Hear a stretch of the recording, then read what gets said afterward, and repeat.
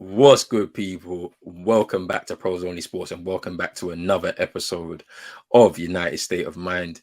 And this time, we're going to be discussing, is Martial done at United? I know for a fact that this title of this video is going to trigger a lot of Martial FC, but I'm not here to do all of that. I'm going to break it down in the video as well. So you're going to actually see my reasons for why I've decided to ask this question. And obviously, of course, at the end of the video, once you get to the end of the video, you have your opportunity to fire off in the comments as usual.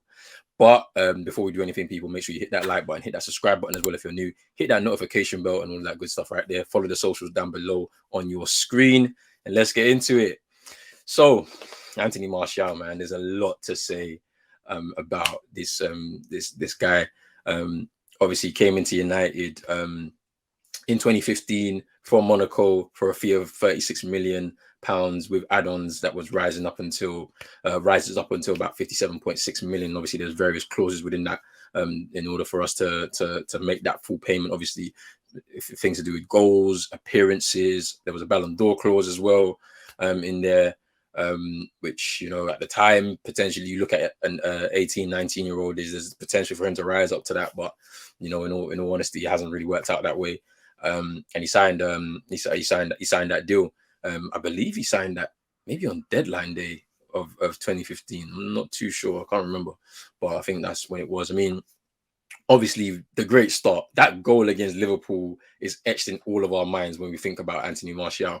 Comes off the bench, you know, goes on a little slalom run.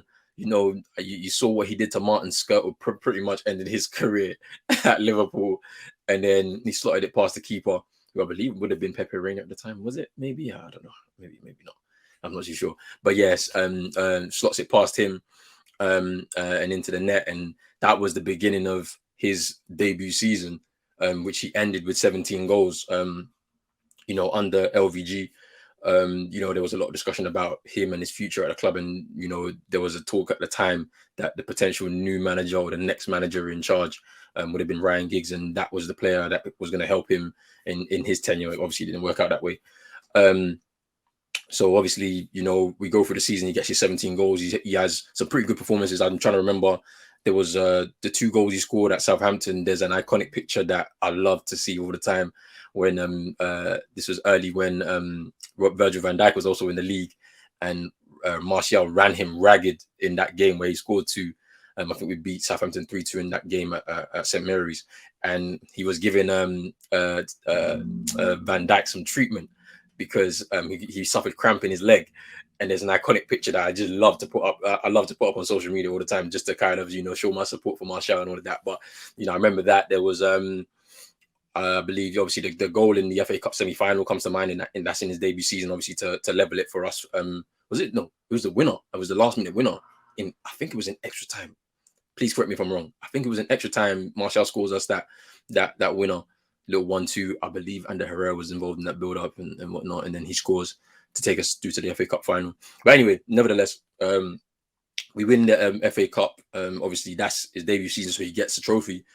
LVG gets sacked, and obviously in comes Mourinho, and then obviously that's where things begin to shift for Anthony Martial. So, you know, Mourinho comes in, you know, and obviously you know how it is with United. When there's a new manager, there's always an opportunity for them to go and sign some new players. And so, you know, he decided to bring in one of his trusted men over the course of his career, and especially in his time at Inter Milan, in Zlatan Ibrahimovic. Ibrahimovic comes in and basically is instilled from the beginning as the number 9. And as a result of that, there was also a change in the shirt number situation. So the number 9, who Anthony Martial had at the time when he came to the club, was taken off of him. He takes the number 11, and Zlatan gets the number 9. And that was the first time, you know, I believe there was a disconnect between Anthony Martial and probably the club, not necessarily the manager. Of course, you have to have a relationship with your manager, but you know that was the first disconnect for him at the club. And then obviously, you know, you go through the first season. You know, it wasn't a great first season by league standards. Finished 6th, but win the Europa League and win the League Cup as well. So a couple more trophies under his belt, obviously being part of the squads. And you know, the first season where he's now predominantly playing off the left-hand side, you know, with Zlatan instilled as the pure number 9 in the side. The second season comes, and in the summer there was a lot of rumors, if people remember, of us signing Ivan Perisic. The Ed Woodward and the board, they declined or vetoed that signing because at the time Perisic was 27 years old and he was going to cost 40 million pounds from Inter Milan at the time. And they deemed that it wasn't the worthwhile investment, which is very strange because then you end up paying Chelsea, I believe, 40 million for Matic, which it didn't. It's nonsensical. I didn't understand.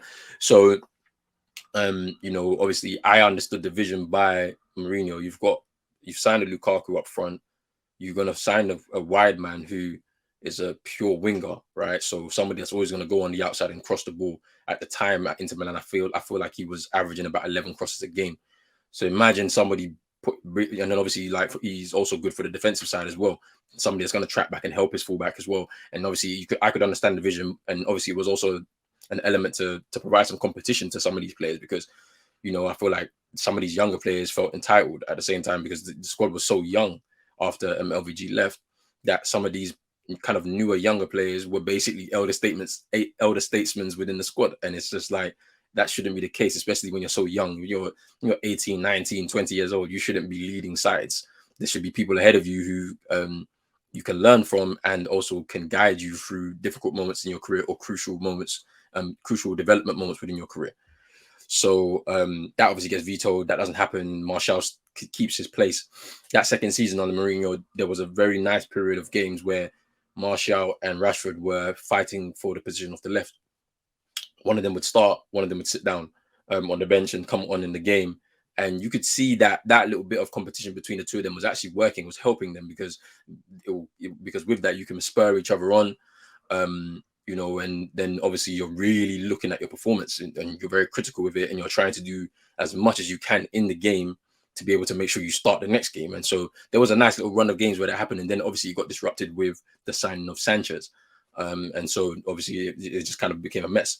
And then that's where the fallout with Mourinho starts to happen. And then he's in his third season. There was obviously the discrepancy between Martial and Mourinho when it came down to pre-season.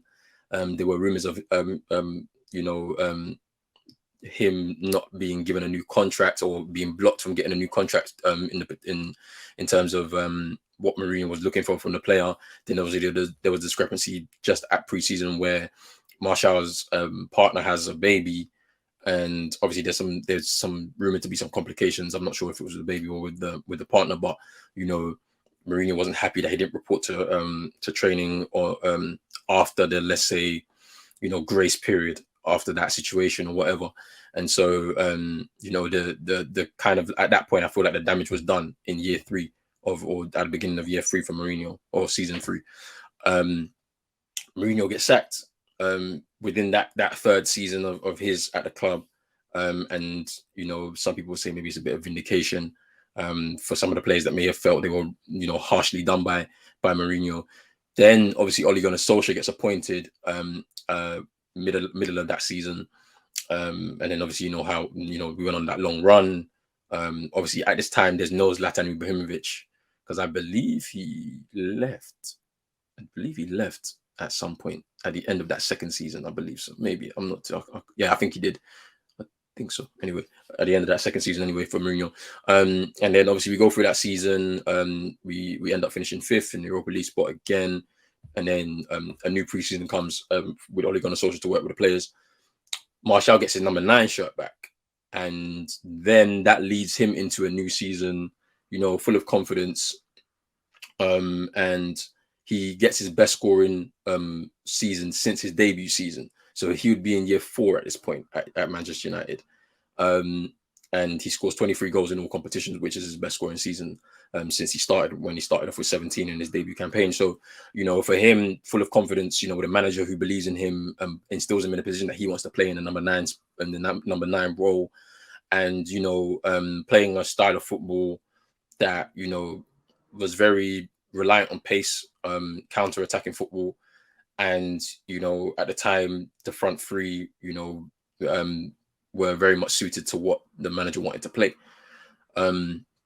But then at the same time, at the back of Ollie's mind, he maybe didn't look at Martial as a pure number 9, because he was always hinting at, somebody getting the scrappy goals and all of this type of stuff. And so obviously there was the Odi Nagalo loan signing that came in, that I believe it was that season, came in like, I think it was, I don't know if Odi Nagalo came in January. I think it came in January of that season, as like an additional striker to just kind of give him the kind of scrappy goals that he was looking for. And obviously COVID hit, and then obviously that all kind of went away. And then I'm sure there was some sort of advice from Ollie, the coaching staff, the fitness staff, conditioning staff, to Martial to kind of bulk up a little bit, so that he could play the number 9 role effectively in terms of playing back to goal, holding up the ball, laying it off and spinning in behind and getting into those positions, making those runs centrally in between the two defenders or whatnot, to try and get on the end of chances. And visibly, you could see Martial had bulked up in Ollie's second season. Now, the strange thing about that is, going into his kind of second season, there was the signing of Edinson Cavani. Now, we're thinking Edinson Cavani is coming in as a backup, but he ends up becoming instilled as that number 9. We'll put that one to the side. So just finishing off regarding Martial bulking up over the summer, in my opinion, I feel like it slows him down. So I think when you think about athletes, there's always like an ideal weight for an athlete, right? And for them to perform effectively. And I feel like maybe Martial had overcooked it a little bit. And obviously that's partly on him, but then partly on the strength conditioning staff at Manchester United to make sure that they get it right, get the balance right, where he can pack on a bit of muscle, but he needs to be able to retain that speed so he can dribble, because that's one of his strongest attributes, right? And I feel like they overcooked it, and it's kind of led us down this road of where he's had a lot of injury problems. I feel like it's been overcooked from that point, and he hasn't been able to recover. So even him, becoming a little bit leaner, maybe the damage has already been permanently done. Now, moving back to the Cavani signing. Now, this is where I have an issue with Martial. I don't think his ability is the problem, because we can all see it on when he's fit and available and is doing what he needs to do. He is one of the best in terms of dribbling, like you would say, with the ball. You know what I mean? He's shown he can adapt his game. Like, obviously, a lot of people, have spoken about maybe his lack of effort. Maybe he doesn't want to be there. And it's like, that's just his facial expression, maybe his body language at times. But when he needs to run the hard yards, he does that, right? Maybe it's obviously open to interpretation. It's open to what you see on the field. Obviously, some people will have a particular mindset about the player, and so regardless of what they see on the pitch, that's what they'll label them as, right? But I feel like his issue is mainly to do with his mentality, mainly to do with just being able to overcome some adversity. So when you look at the first time he found some competition at Manchester United with Ibrahimovic, a 34, 35-year-old Ibrahimovic coming into Manchester United, you're a young 19, 20-year-old. That guy should not dislodge you from your place. I would be running all the hard yards in training, making sure that I'm ready to take on that guy for that sole position in number 9 at Manchester United. He struggled in doing that because that season Ibrahimovic had been instilled, and obviously that might be favoritism from the manager. He knows the player, knows how he operates, and so he gets that kind of I'd say leeway in terms of getting into the side, right? But then obviously Cavani comes in and we get to where we are now, and he dislodges him as the number 9, despite having his best scoring season last season, scoring the 23 goals in all competitions. Cavani comes in and is instilled as the number 9 pretty much straight away. We thought he would just be a backup. Obviously, Cavani at his age, still not that old, feels that he should be ahead of him, or he'll feel like he should be ahead of him. He has a lot to offer. And so as a result, you see Martial get dislodged again. Once again, I feel like it's just something to do with mentality. It's like, yeah, okay, somebody's come in, he's challenging for my position, but that is top level football. Top level clubs have multiple players in multiple positions that are vying for that one spot in that starting 11. And so you have to be prepared for that mentally. You have to know that that's my competition. I'm going to outwork this guy to show the manager that you should pick me ahead of him. But, it is what it is. And then obviously Cavani go through his season. I think he scored 14 in all competitions, maybe 16 or 17 in all competitions. I can't remember. Someone remind me in the comments. But then he basically takes up that number 9 position. Martial shifted out to the left again. And then the following season, Ronaldo arrives. And once again, it's like, of course, that's out of his control, where the board have intervened and decided to sign this player, not caring about the plan of the manager, what he wanted for the side moving forward, just wanted to bring in somebody, and it kind of disrupts everything again. So from Martial having 2 periods of adversity with players that are vying for his position, now he's got one of, you would say one of the greatest players of all time, coming in to take his position, whether he was good or not good. Obviously, that first season he scored, I think it was 24 in all competitions or something like that, with Ronaldo. And so once again, you having to vie for your position with this player, and then obviously the injuries start to settle in, and it becomes a bit more of a problem. And then Oli gets sacked. Within the middle of his 3rd season, Ralf Rangnick comes in. Martial is basically now sharing the role, between himself, Rashford, and Ronaldo. Middle of the season, January comes by, he leaves on loan, doesn't do so well. Leaves on loan to Sevilla, and then he doesn't do so well over there. And obviously, once again, it's more to do with the injuries, the breakdown of the body, like over the last couple of years. And so he goes to Seville to the end of the season and comes back ready for this season. Ten Hag comes in as the new manager, basically makes him the starting number 9. Ronaldo's kind of out of the picture, has to be a bit part player, and what happened with that. And through this season, Martial has been affected by injuries, and that's where we kind of find ourselves when we talk about a state of play for Anthony Martial. And whilst he's been able to kind of outlast the players that have come in terms of competition, Ibrahimovic, Cavani, Ronaldo, for that number 9 position. The other side of the game, the other side of it has been, the injuries, and the injuries over the last, I would say, 2.5 years have really affected, his availability for his managers. And we all know that availability is key for every single manager to rely on the players, right? And he hasn't been available as much. I mean, I believe the stat is he hasn't completed a full 90 minutes since 2021. Now, when I heard that, I was like, wow, that is crazy that he hasn't been able to complete a full 90 minutes. And of course, some of it may be, tactical, from managers, of course.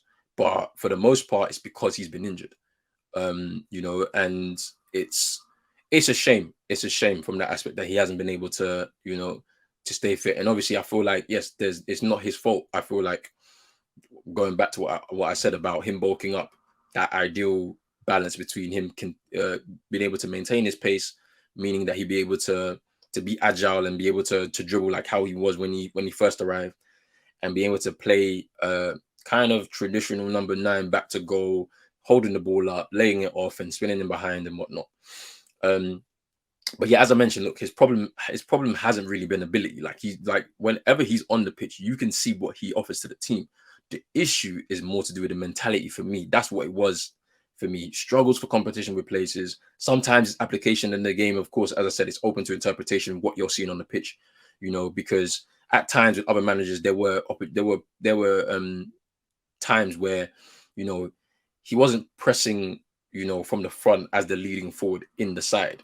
And as I mentioned, doing, even like when you do hold the ball up with your back to goal, when you do lay it off, spinning in behind and following, the direction of the ball is important, so that you can at least open up an opportunity for yourself. And sometimes he's been caught lacking, maybe in terms of concentration. He does the hard part. The easy part is now running in behind, and he doesn't sometimes do that. And you've seen that sprinkled across the different managers he's played under. Of course, when I say this, at the same time, there's also that sense of entitlement. I think it happened very early on in a lot of these younger players' careers that were at Manchester United. They were brought in by the club. And I'm going to say people like Luke Shaw and Martial and people like that. Rashford is different. He comes from the academy. But he still had that sense of entitlement where these guys were instilled as basically you're the starting place for Manchester United.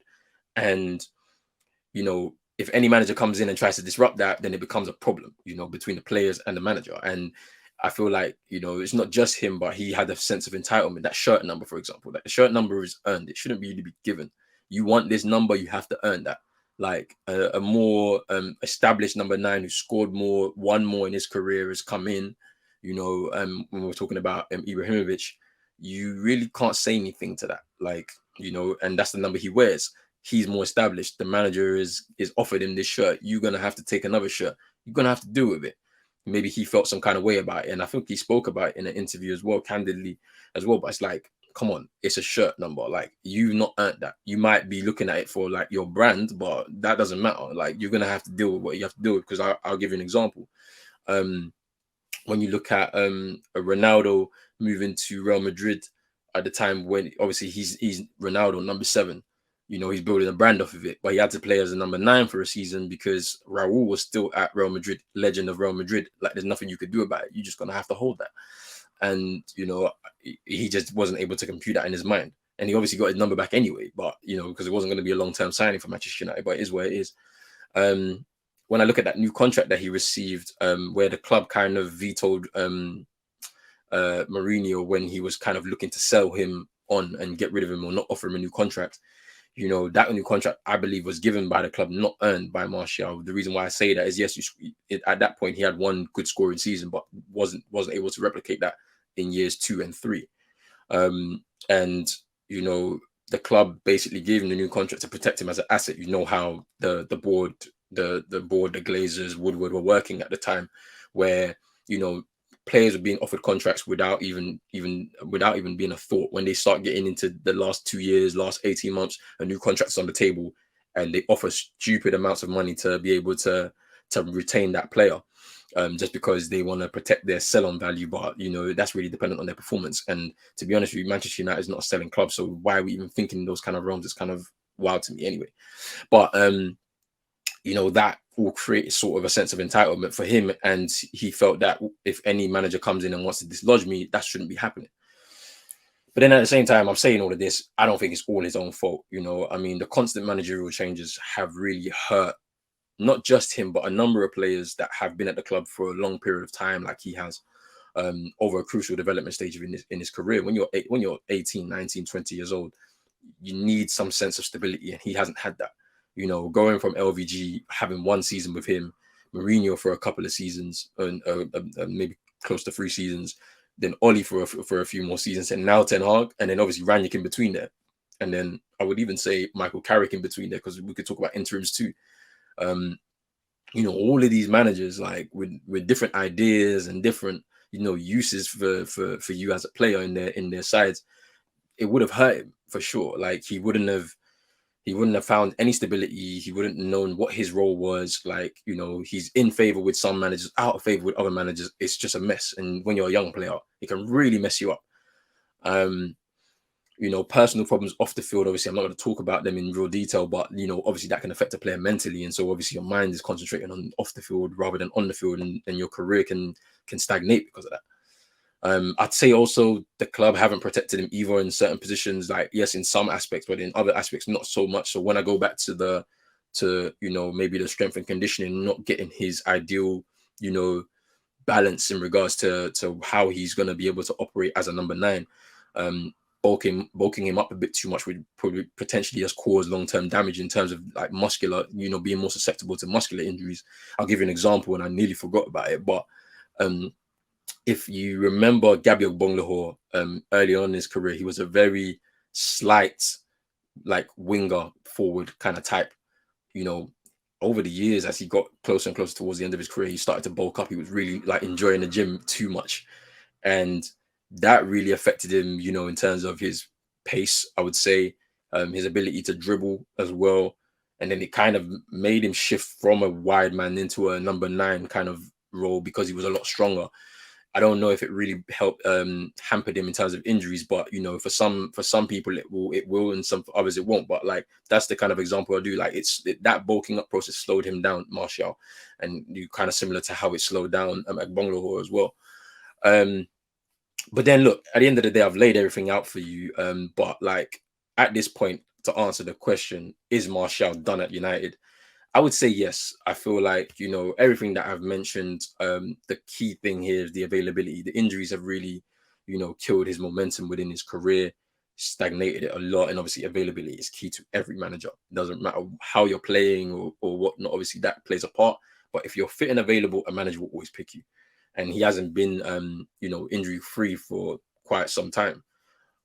So the ideal situation for him now would be to leave in this summer. Obviously, you know, his contract runs out next year.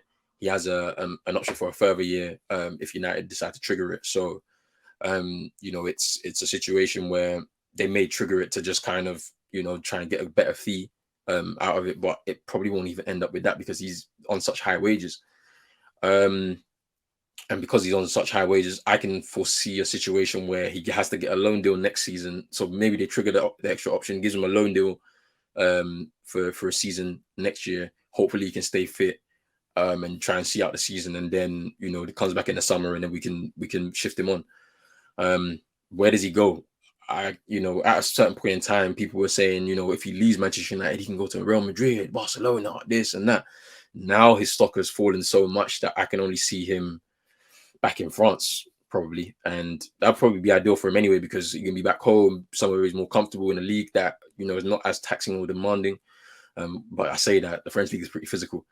But maybe in terms of competition, you know, if you can end up at like a Marseille or, you know, something like that, where they've got a bit of backing, a bit of money, you know, or maybe at Lyon, back to where he kind of started his career in terms of the youth team, it'd be interesting as well. Maybe back to Monaco too. It might be, you know, to get back home in a familiar environment. It'd be nice for him. But that's basically where I see the situation at this point. But look, we're at the end of this video. If you get to the end of the video, sound off in the comments. Let me know about Martial's time at Manchester United, what you think of it. Do you think his time is done? Or is there, you know, something within you that still wants to see him at the club? But yeah, I'm gonna end the video right here, people. Thank you for tuning in to another episode of United State of Mind. I appreciate your support so much. But yeah, there's going to be a lot more content in regards to United as well, so make sure you stay tuned for that. Make sure you hit those socials down below as well, because we talk a lot about football as well on the socials too. Make sure you're hitting that like button, that subscribe button as well if you're new. Hit that notification bell and all that good stuff right there, and we are out. Peace.